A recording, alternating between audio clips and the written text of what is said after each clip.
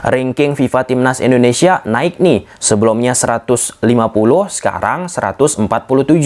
Tentu kalau kita bicara dari sisi aspek kuantitatif, itu sangat menyenangkan untuk sepak bola Indonesia. Selain kita bahas tentang ranking FIFA, kita juga akan bahas tentang resmi Presiden RI memulai pembangunan pusat pelatihan untuk Timnas Indonesia di Ibu Kota Nusantara atau IKN. Dipublikasikan, total budgetnya itu 180,6 miliar.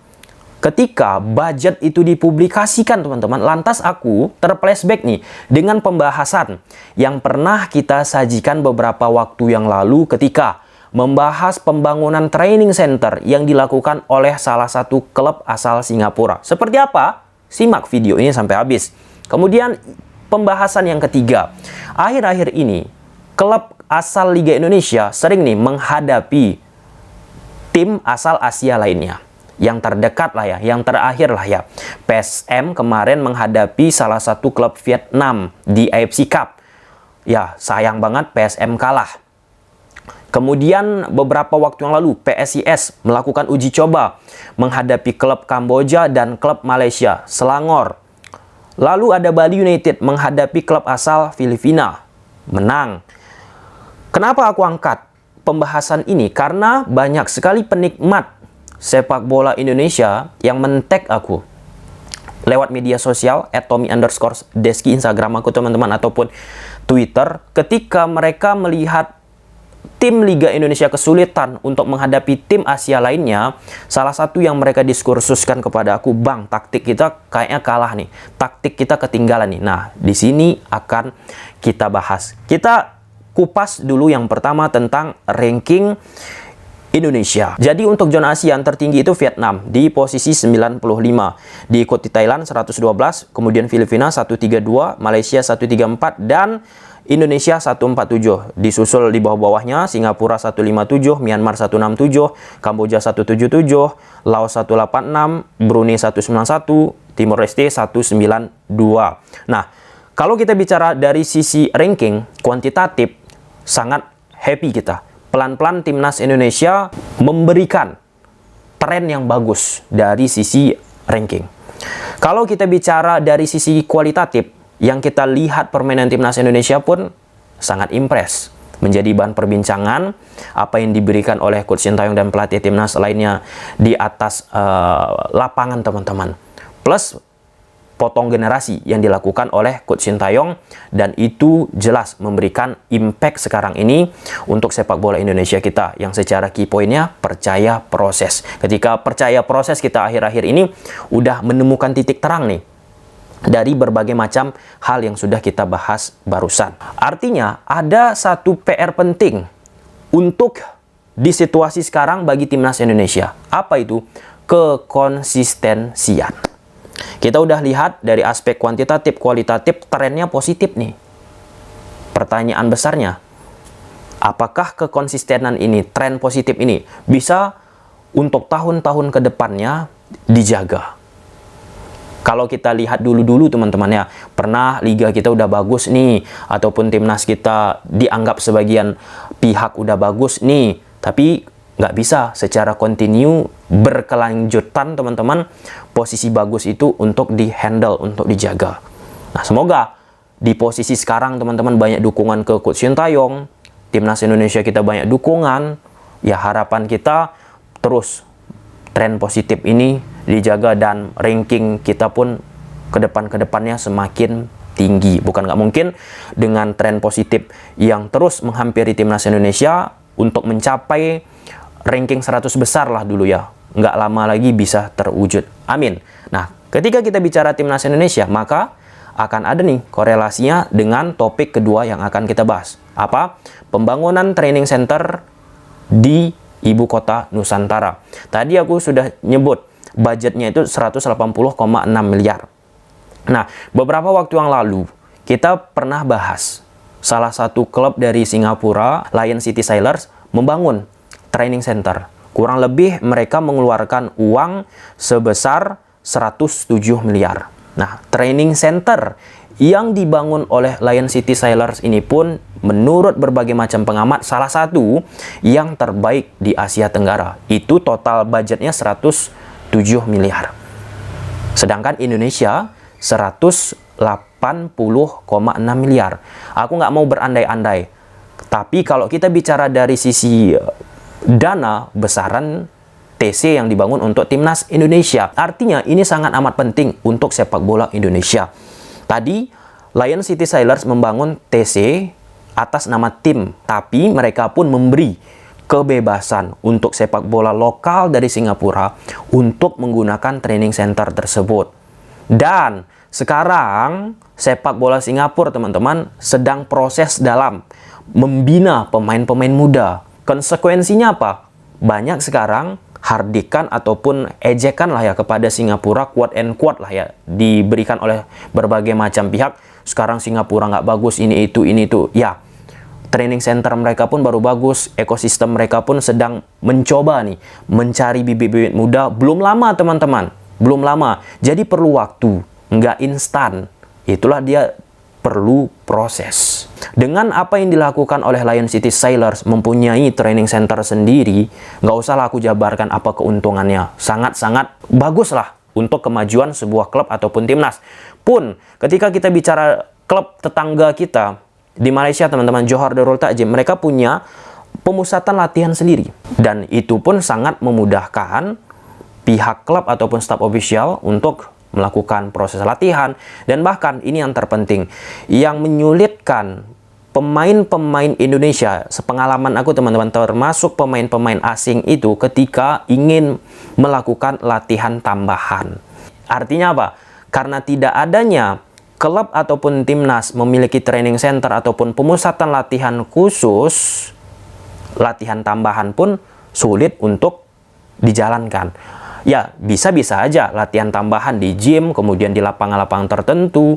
Dan bahkan aku punya rekan-rekan profesional, teman-teman, karena tidak memiliki pemusatan latihan, ya di pasar-pasar, di jalan-jalan, untuk melakukan jogging, untuk melakukan lari.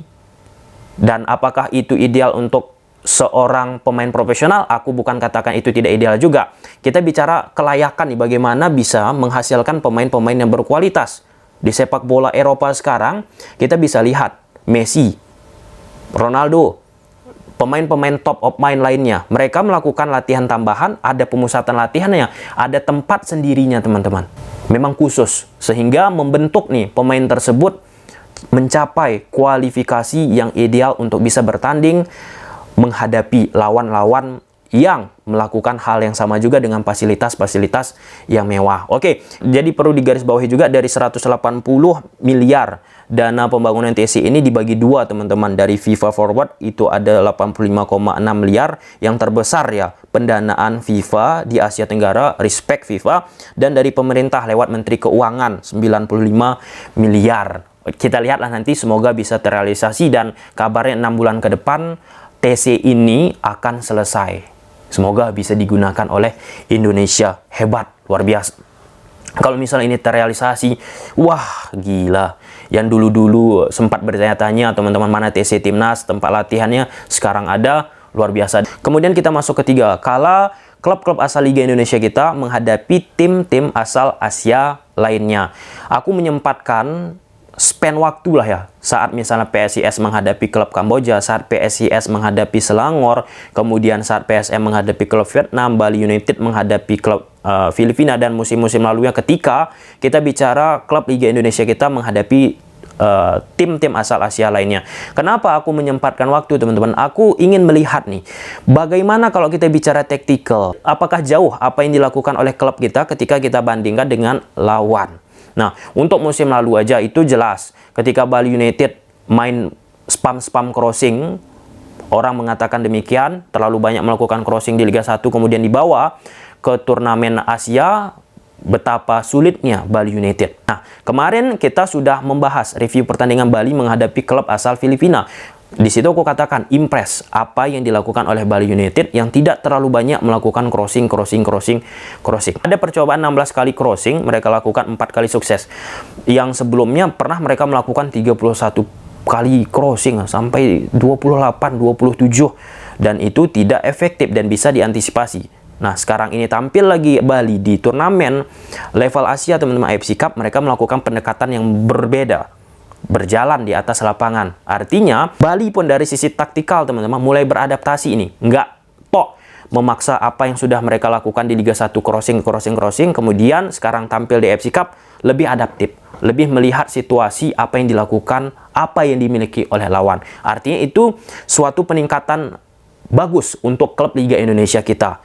Nah, di sepak bola sekarang, teman-teman, apalagi sepak bola Eropa, salah satu faktor yang sangat krusial itu bagaimana pemain-pemain tersebut bisa mengaplikasikan ide-ide taktikal yang dimiliki oleh pelatih di atas lapangan, selain daripada mental. Kemarin kita lihat juga PSIS menghadapi Selangor. Ya, harus aku akui, teman-teman, dari sisi permainan Selangor sangat-sangat apik. Mereka bisa menyeret tuh pemain-pemain dari PSIS Semarang ketika tanpa bola gunakan pola 4-4-2. Menyeret sangat tenang, ritmenya mereka atur sangat bagus, bagaimana mereka menciptakan overload. Overload itu beban jumlah pemain yang banyak di sektor-sektor tertentu. Bagus banget lah passing-passing 1-2 sentuhannya, jarak antar pemain sangat rapat. Di samping itu, aku memperhatikan PSIS saat di Liga 1, saat menghadapi Selangor itu pun pendekatannya tetap sama. Dari sektor sayap kiri, sayap kanan, melakukan tusukan ataupun diagonal run ke dalam, lewat umpan panjang yang dilakukan oleh pemain-pemainnya di area tengah ataupun di area belakang. Nah, di situ PSIS Semarang kesulitan untuk bisa melakukan hal, mengeksekusi lah ya, lebih tepatnya teman-temannya, seperti yang ada di Liga 1 Indonesia. Bisalah diredam oleh Selangor, walaupun akhirnya skor berakhir 3-sama. Tetapi kalau kita bicara Liga Indonesia, Liga Malaysia, ya harusnya Liga Indonesia dari sisi determinasi bisa dong mengalahkan lah ya yang disebut-sebut Liga Malaysia yang hanya sentral ke GDT. Tapi nyatanya nggak seperti itu, nggak mudah juga. Lalu kita bicara PSM Makassar. PSM Makassar jelas saat menghadapi klub Vietnam di AFC Cup, teman-teman, ya ada beberapa kali peluang yang mereka ciptakan. 3 kali shot on target kalau aku tidak salah, teman-teman. Tapi kalau kita bicara pendekatan permainan selama 90 menit, PSM seperti apa yang dilakukan di Liga 1, lebih bermain menunggu. Penguasaan bola pun sekitaran 36-35%-an. Menunggu. Memang kalau kita bicara PSM Makassar, yang penting itu bagaimana di final third. Kalau ada 1, 2, 3 peluang, teman-teman, itu harus gol. Kalau misalnya nggak gol, maka akan sangat sulit ke depannya PSM Makassar, teman-teman. Dan itu terjadi saat menghadapi klub Vietnam, ada beberapa peluang nggak bisa diciptakan untuk menjadi gol, nggak efisien, nggak klinikal di depan gawang, dihantam oleh klub Vietnam. Yang secara permainan tadi, teman-teman, hampir sama seperti apa yang dilakukan oleh Selangor dengan main pola 1-4-3-3 ataupun 1-4-2-3-1, teman-teman. Mereka menyeret nih pemain-pemain PSM Makassar ketika tanpa bola pakai 5-3-2. PSM pun tetap bermain long ball.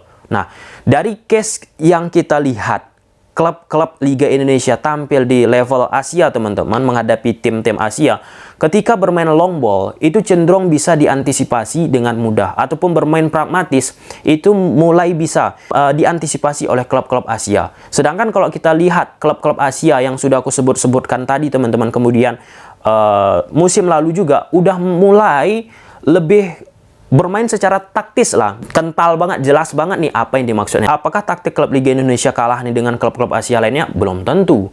Ini pun bisa kita lihat semakin seringnya klub-klub Liga Indonesia kita tampil ataupun menghadapi tim-tim Asia lainnya. Tetapi kalau kita bicara satu persatu pertandingan, kalau tim Indonesia kita saat menghadapi tim Asia lainnya, mungkin dari sisi taktis kita sedikit agak nggak seperti apa yang dilakukan oleh lawan, lebih cenderung superior dan mampu mendominasi pertandingan. Itu kalau kita bicara satu persatu pertandingan. Di sisi lain juga, oke, mungkin ada next video yang akan kita bahas tentang mengupas nih taktik klub asal Liga Indonesia ketika tampil di turnamen Asia. Semoga teman-teman suka video ini dan bye.